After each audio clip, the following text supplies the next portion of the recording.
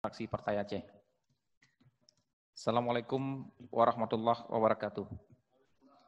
Yang terhormat pimpinan beserta seluruh anggota DPR Aceh, Saudara PLT Gubernur, teman-teman dari unsur Forkopimda Aceh, pimpinan lembaga vertikal, Kepala BPK RI Perwakilan Aceh, Bapak-bapak auditor BPK RI yang barusan melakukan video konferensi dengan kita semua, Sekda, Sekwan, beserta staf, serta unsur kepala SKPA, badan, dan juga organisasi kepemudaan, teman-teman media cetak dan elektronik yang berhadir.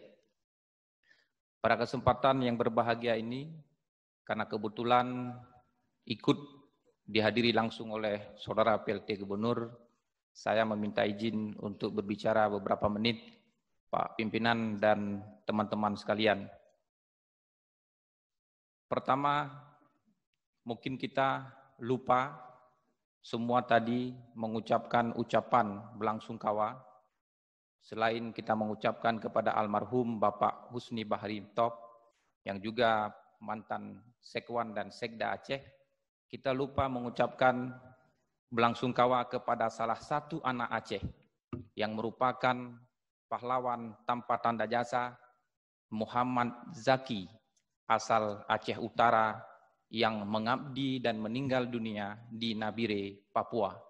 Beliau merupakan salah satu kader terbaik Aceh yang mengabdikan diri mengajar anak-anak di pedalaman Papua, tepatnya di Nabire. Karena itu saya memohon kepada Saudara PLT Gubernur untuk memberikan penghargaan khusus atau piagam penghargaan khusus kepada keluarga Muhammad Zaki, dan juga beredar screenshot bahwa Zaki pernah berkomunikasi dengan temannya.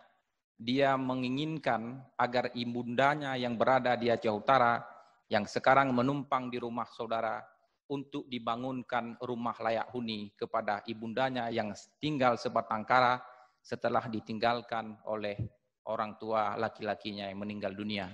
Itu harapan kita semua, dan saya berharap penghargaan itu diberikan oleh dan atas nama pemerintah Aceh. Selanjutnya, Pak PLT Gubernur dan pimpinan yang terhormat, belakangan kita